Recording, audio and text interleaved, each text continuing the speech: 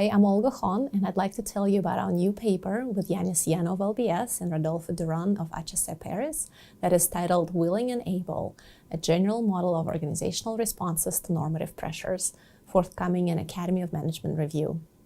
So the motivation for this paper stemmed from understanding of the institutional literature and how firms and why firms and whether firms respond, in fact, to normative issues. The institutional literature mainly looks at the environment and how it affects firms' decisions.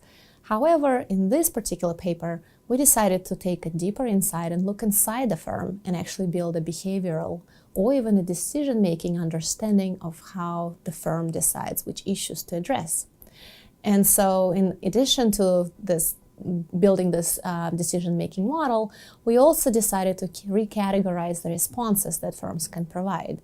And essentially we did this by drawing on institutional literature as well as the resource-based view of the firm, whereby willingness of organizations, we considered issue salience, or the degree to which the issue resonates and is addressed by management.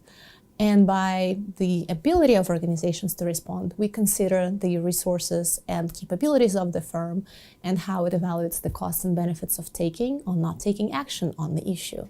And essentially, we make this model to describe and explain how firms make these decisions based on this cost-benefit analysis, as well as the willingness or the issue salience of the particular issue to the firm.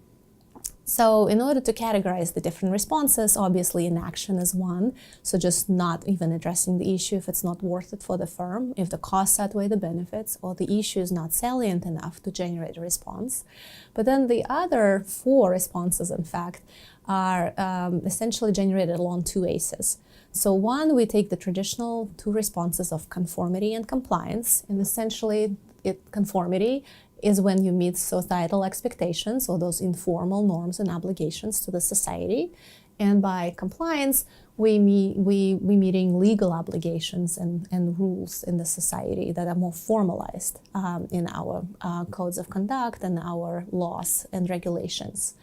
So they form essentially the two basic responses. But then we also note that they could actually be symbolic and substantive.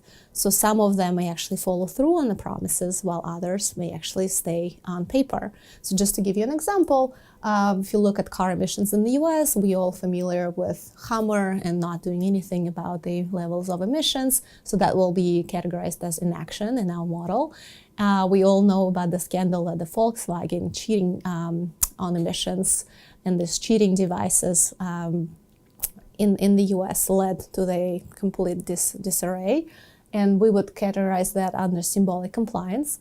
When that happened, you would see others like Ford and Cruise coming out and actually saying, well, no, our cars actually achieve these greater levels and they're more efficient. But then when you actually test drive those cars, they don't actually achieve those levels that they promise. So that would be symbolic conformity. Then we have Jaguar and Land Rover coming out and saying during the Volkswagen crisis that if you check us today, you won't find any cheating devices. So that is substantive compliance. And finally, Tesla with the greatest response of all, or what I would call the greenest of the green, where they essentially exceed our expectations as a society.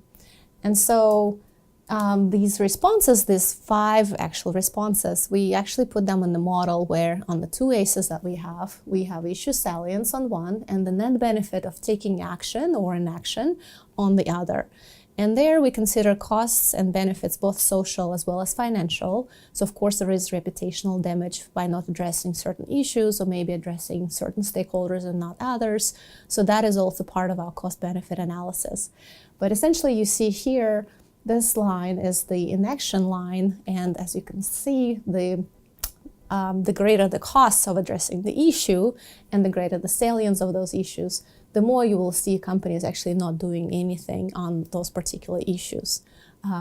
As you see this action curve, that is essentially with greater benefits of addressing the issue and the greater salience, you see firms doing more and more substantive, in fact, conformity. But then at some point, there is a threshold point C after which the costs of addressing the issue, they essentially grow faster than the benefits accumulating to the firm. And so that you see this downward slope and actually going back to compliance, which is a cheaper response in most cases. So we also consider moderators for this model. So essentially, you could move costs or benefits of both action and inaction, and that might generate more symbolic or more substantive responses. You could see how this action curve can move up or down thanks to that. We also look at similarity of resource portfolios of the firms as well as these stakeholders that could also affect these curves and the inaction line.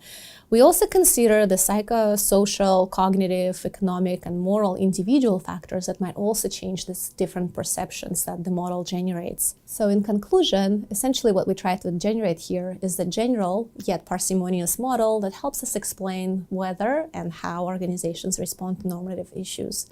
And we do so in such a way that you can actually explain differences between issues, between firms, as well as even different decisions on different issues within the same firm. So as you can see, the model is very flexible and adaptable to your own decision-making processes and can be used in practice as well as in theory. Also, the main implication of it is that for social change makers, if you want to really affect change and launch social change or action on a particular issue, what we need to do is we need to change the perception of decision makers of either those perceived benefits or costs of addressing the issue. So either greater benefits or lower costs, and we could do so by drawing attention to this issue and making it more important in the media so that the benefits of actually addressing it, especially first, would be greater for these firms as first movers. Also, we could align the issue more strategically with the firm's organizational identity because that also helps increase the issue salience within the firm. Thank you very much for listening. If you would like to learn more, please download our paper on Academy of Management Review.